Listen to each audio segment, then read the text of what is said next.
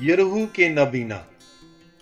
मुकद्दस मत्ती की अंजील उसका 20 बाब 29 ता 34 आयात तक।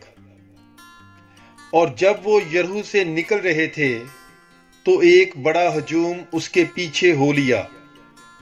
और देखो, दो अंधों ने जो राह के किनारे बैठे थे, ये सुनकर कि यीशु जा रहा है, चलाकर कहा कि ऐ खुदावंद दाऊद के बेटे, हम पर रहम कर।